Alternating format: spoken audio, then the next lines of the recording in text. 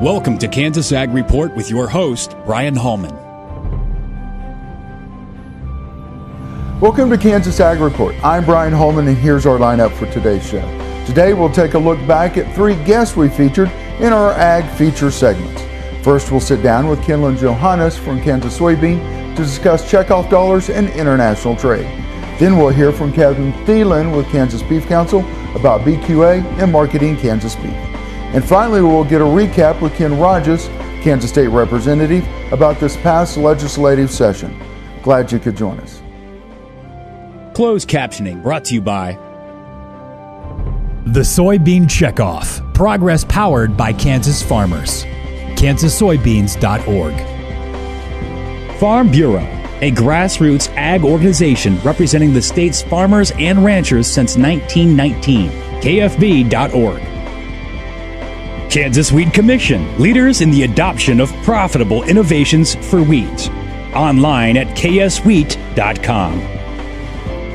Kansas Livestock Association, supporting our members' business interests to meet consumers' demands. KLA.org.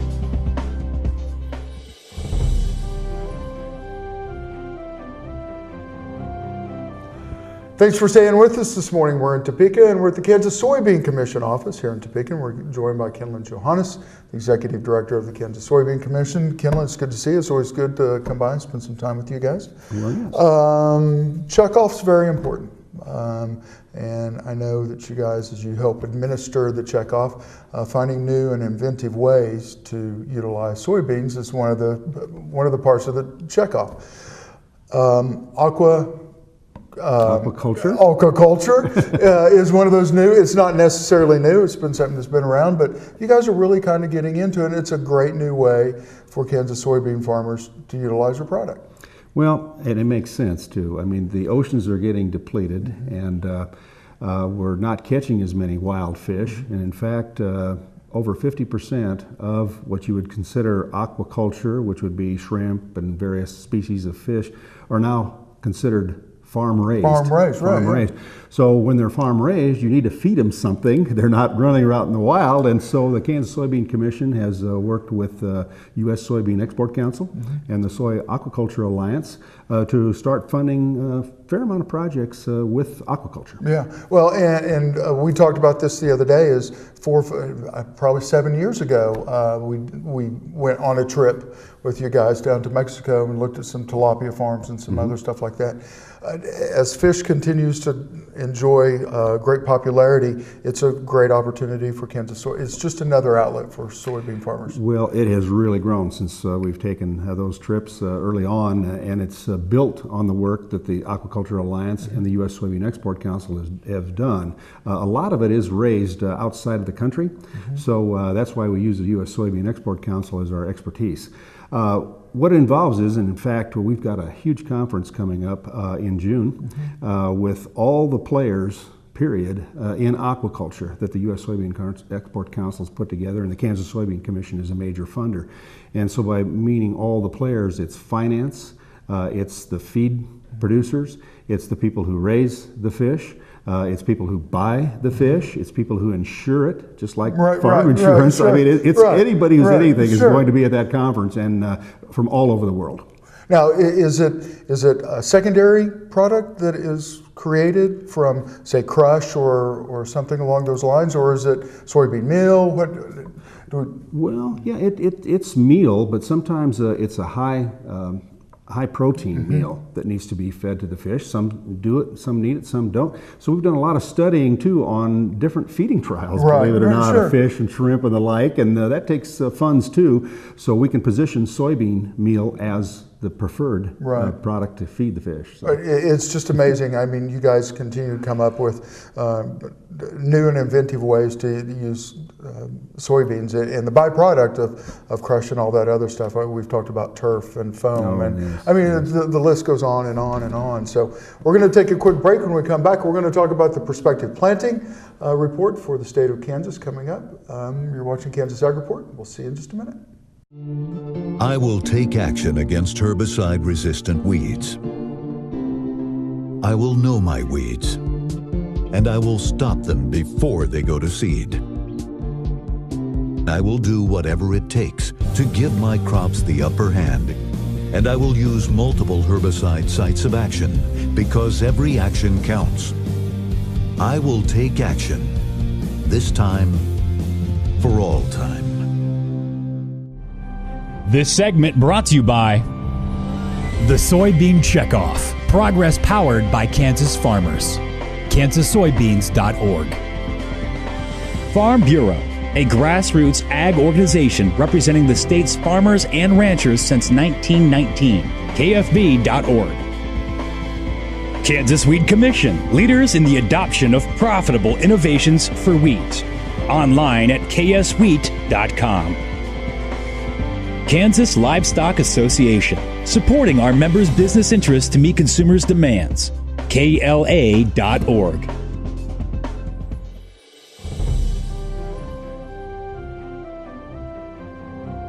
Thanks for staying with us. We're at the Kansas Soybean Commission office here in Topeka. We're joined by Kenlyn Johannes, Executive Director. And in the first segment, we were talking about the way the checkoff works and some of the new aquaculture stuff that's going on. I got it right that time. So it's a tough word. Try saying it 3 times fast. Let's talk about prospective planning. And we were just kind of talking during the commercial break. It's a big number. Well, we were kind of shocked ourselves with USDA's numbers. In fact, nationwide, corn and soybeans are about the same amount of acreage, which is unusual to begin with, because people like to plant corn, or farmers like to plant corn. But in Kansas, we took the biggest increase percentage-wise. They feel that we could have a 20% increase from 4 million acres last year to 5 million acres this year. So we're pretty excited about that. Even though it can affect prices, the price of soybeans has held fairly well. We've seen a little strength lately, and we think it might be continue to hold that, because the world needs protein, and soybean is protein, and the world needs oil, and a lot of it for cooking and food uses, and also for biodiesel. So we've kind of diversified the use of the bean with its meal and oil components, and so we're going to hang in there. We're going to try and continue to promote all the different uses that soybeans have, and hopefully we can keep those prices held up, even though we could have a very record year. 5 million acres, that is quite a jump. I mean, 1 million acres is a big jump. Again, I want to shift back to what the checkoff does, which is provide research for the best varieties for the state of Kansas. And your tie with Kansas State University, the agronomy department, is very important to Kansas soybean farmers. Well, I'm glad you brought that up, because even though we do have a lot of soybeans on hand, we can't stop doing some basic research on the soybean itself. Herbicide resistance, different diseases, different pests, different types of fertilization techniques and the like. So we have not forgotten that. It's taken a bit of a back burner with the commissioners over this past year, but they're going to continue to work with K-State and K-State Extension to do that type of work. A lot of it has to do with Mother Nature, and so far this spring, Mother Nature's been fairly kind to the state of Kansas. We do have some good topsoil moisture. So, but looking at drought resistance, and like you said, stuff that is extremely important to Kansas farmers, because from one side of the state to the other is completely different growing. Well, yes, and in fact, we just discussed that at a conference call. K-State is partnering with Missouri, North Carolina, Georgia in a huge drought proposal that they're going to submit to the United Soybean Board. And then we're going to look and see if we could enhance that in some ways if it's funded by USB. So yes, when it's raining, it's good, but we have to be prepared in Kansas for the unusual weather that we can have. Exactly. We want to remind everybody, kssoybeans.com or .org, I'm sorry. Yeah, KansasSoybeans.org is a website you can go and find all kinds of funny information. You can look for the meal planner and all that other stuff, working soy into your family's diet. This Medford, New Jersey school bus runs on biodiesel, and so do these. In fact, all of these buses run on clean-burning biodiesel, which is great because the more we use biodiesel in our heavy-duty vehicles, the less carbon pollution in our air. Think how great it would be if more of our school buses ran on biodiesel. More biodiesel, less carbon pollution. More is less. Biodiesel, America's advanced biofuel. The producer-funded Kansas Wheat Innovation Center was built to get improved varieties into the hands of farmers faster. Kansas Wheat, farmers advancing their future through wheat genetics research. Thanks for staying with us. We've spent the last week here at the Kansas Beef Council with Kevin. Thanks for being here. You're welcome. They're going to kick me out here in a minute. So we're finishing up May. This is the last weekend of May, and we're going to finish out Beef Month here with Kevin Thielen. Thanks for staying with us. Last week we talked just about the face of what beef looks like here in the state of Kansas, what beef production looks like here in the state of Kansas. Family owned, family operated, stewards of the land. We're going to go a little bit deeper. So let's talk about something that is extremely important to consumers. You know it is, producers know it is, BQA. Yep. So BQA, and producers probably remember that it got its start from basically kind of the injection sites, carcass bruising and things of that nature. And that's still a very big focal point, but what we have seen is the industry has made dramatic improvements, and those aren't, I'm going to use the word issues. Those really aren't issues for us this day and age. So the BQA program has really morphed into, animal handling, euthanasia, advice on antibiotics and all of those things. And so we've been very lucky because we have Dan Thompson, we have K-State that helps us with a lot of those BQA trainings. And we, at beginning of this year, January, February, and March, we did trainings all over the state of Kansas and ended up training about 700 producers. And so we've got a really strong base of producers here that go through that program. And for us then, if you flip that coin, we then share that with consumers that we reach out to. And that continuous improvement, or a farmer or rancher going through a program to be a better handler, that really resonates really well. And I think that's a powerful message, and BQA is going to continue to become more important, I think. And I think one of the things that we forget about, or at least I forget about, I know you don't, is having BCI, 44 miles away, and the impact it has on the state, not only the state, but the U.S. just in general. But it's nice to have that in your backyard. It is, yeah, yep. So BQA, and some of you may understand what BQA is, and some of you may not know what BQA is, but it is basically gentle handling, maintaining your herd, in a humane way, I guess may be a good way to put it. Not that anybody would want to treat an animal poorly, but you get better results with the better you treat your animals, and I think most producers understand that. What is the takeaway that most of the producers get out of BQA? I think when you go to those sessions and you just see that interaction, I think it's having that face-to-face time with a vet, the ability to answer questions of, hey, this is what we do, is it right? What would you recommend? Or honestly asking other producers. And so we typically hold these sessions at auction markets, and it's just a great environment to have, can just kind of have a discussion about animal handling and all the things that go with that. Perfect. We're going to take a quick break. When we come back, we're going to talk about some of the things going on here in the state of Kansas with the Kansas Beef Council. You're watching Kansas Ag Report, and we'll see you in just a minute. This segment brought to you by the Soybean Checkoff. Progress powered by Kansas farmers. KansasSoybeans.org. Farm Bureau, a grassroots ag organization representing the state's farmers and ranchers since 1919. KFB.org. Kansas Wheat Commission, leaders in the adoption of profitable innovations for wheat. Online at kswheat.com. Kansas Livestock Association, supporting our members' business interests to meet consumers' demands. KLA.org.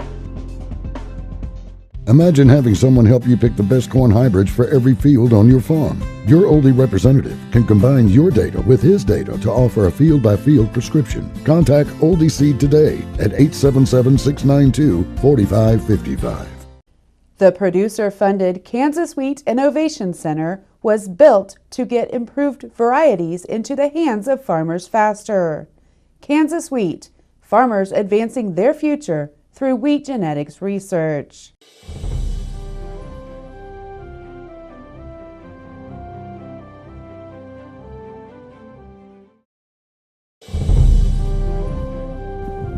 Thanks for staying with us. We're at the Kansas Beef Council, and we're joined by Kevin Thielen, the Executive Director, and we're finishing out. This is the last little bit of time we're going to spend together for May being Beef Month. And Kevin, it is a busy time of the year. People start dragging out their grills, so a lot of hamburgers being grilled, steaks and things like that. But getting out, touching consumers or talking to consumers, not only in person but on social media, is very important to you guys. It is, and from a consumer standpoint, for us as producers, it's Beef Month. And there's history there. We really focus a lot on Burger Month or grilling, the start of grilling season, and that's what resonates with consumers. And we've seen tremendous growth in the last year on our social properties. I think a lot of the reason for that is we've hired a communications director, a guy by the name of Scott Stebner. And Scott has a master's in communications. In another life, he is a professional photographer, so that lends itself really well to a lot of the things we're doing. But we're really we have basically three areas that we focus on. One is the culinary, so teaching people how to cook. So we do a lot of recipes and disseminate information that way. Second is on nutrition, talking about nutrition, and we have a team beef, if you will, that goes out and runs, and basically it's a great way to promote the health benefits of beef. Scott promotes that. And then that third piece that we really talk about a lot is just production and how beef is raised. And so some of the things that we've seen some success in, Brian, is Scott did a short little 1.5-minute video on controlled burning. Of course, that's a big part of the Flint Hills here in Kansas, and we saw over 300,000 people that watched that video. So tremendous reach of that, and we see that in a lot of the things that we do. It's a great way to get in front of consumers. Yeah, well, not only that, but not every consumer has the time to drive to the Flint Hills. Say you live in Wichita or somewhere. Of course, they burn down in that area also as well. But drive out and watch the burn. And first of all, it's beautiful. If you've never seen a burn at night in the Flint Hills, it's gorgeous. But understanding the impact what that does to the grasslands here in the state of Kansas. Continue to grow social media, I would imagine, is extremely important to you.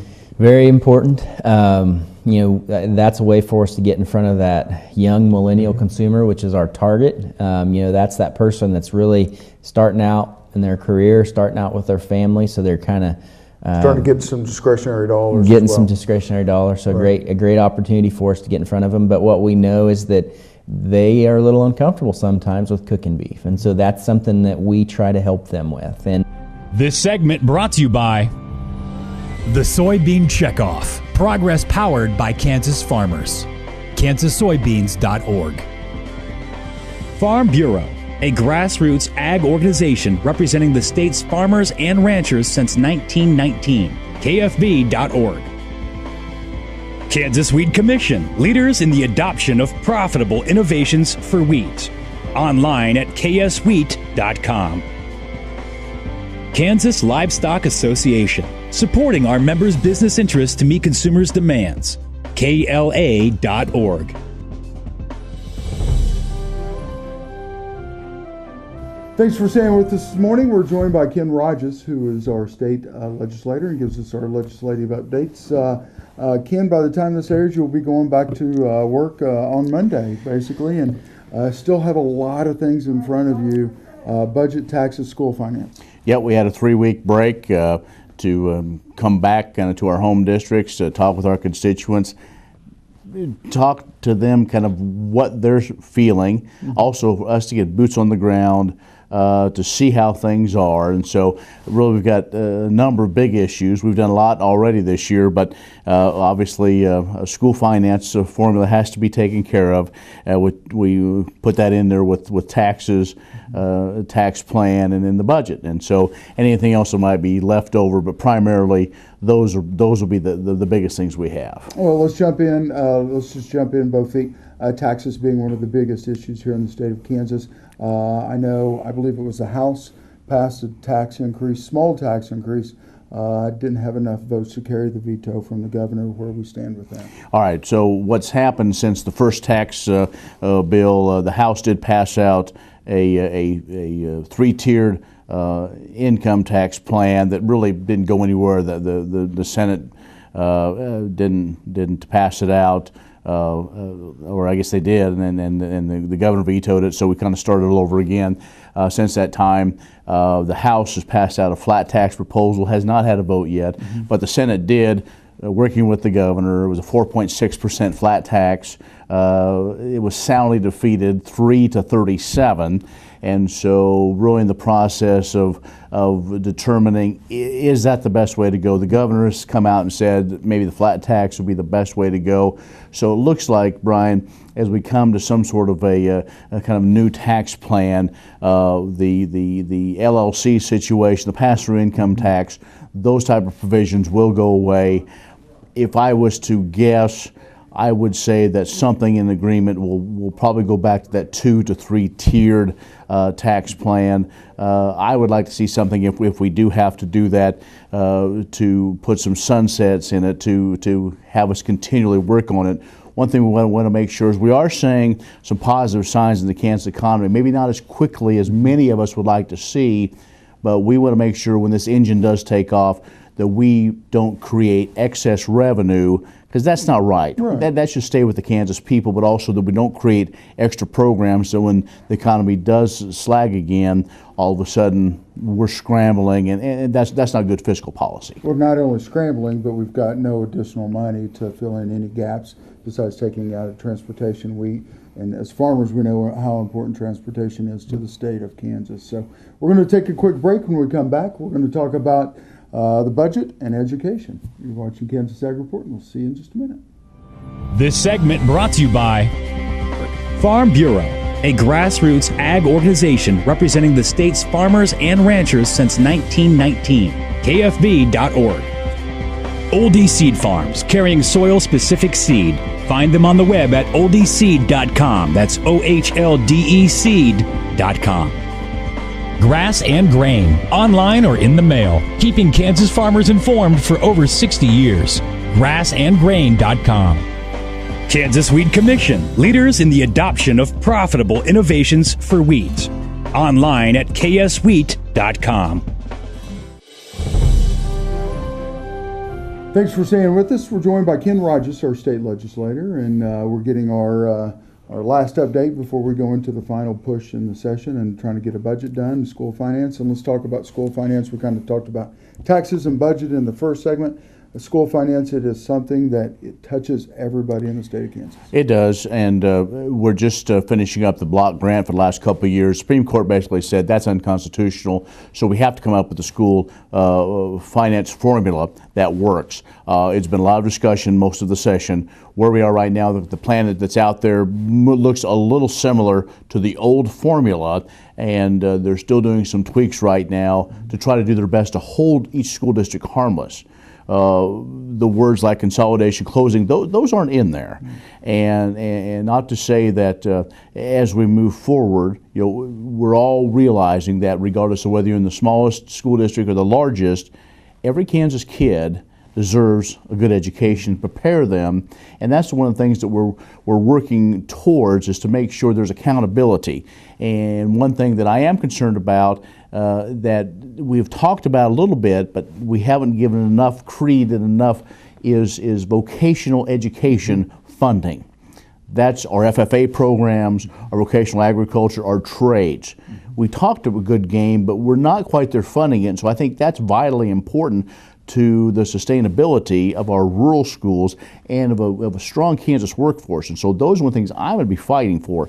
And so as we look, there's a lot of numbers, and we could talk about them, Brian, but it's going to be a lot of free flowing, and there's going to be a little more give and take.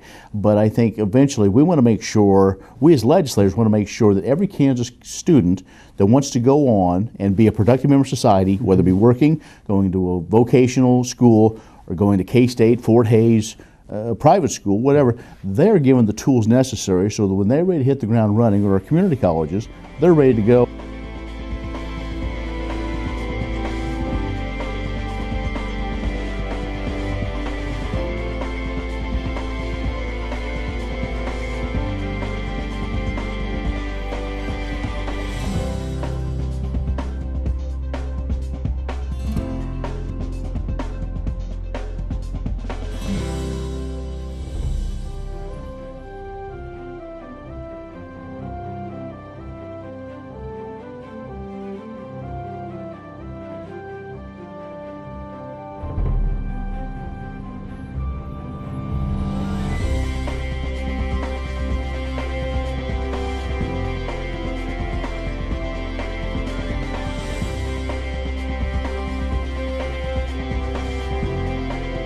Closed captioning brought to you by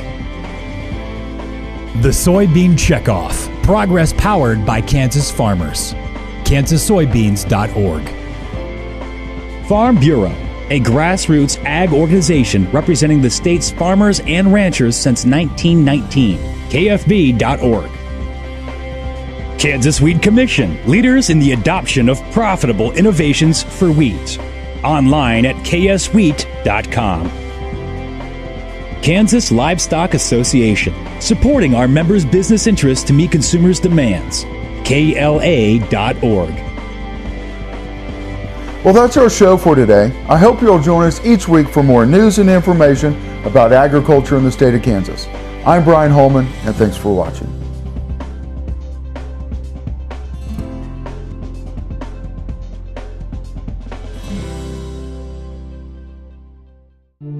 I will take action against herbicide-resistant weeds. I will know my weeds, and I will stop them before they go to seed. I will do whatever it takes to give my crops the upper hand, and I will use multiple herbicide sites of action because every action counts. I will take action, this time for all time. Imagine having someone help you pick the best corn hybrids for every field on your farm. Your Oldie representative can combine your data with his data to offer a field-by-field prescription. Contact Oldie Seed today at 877-692-4555.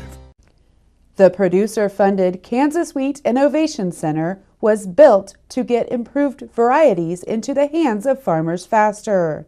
Kansas Wheat, farmers advancing their future through wheat genetics research. Premier Farm and Home has what you need to make your lawn the best in the neighborhood.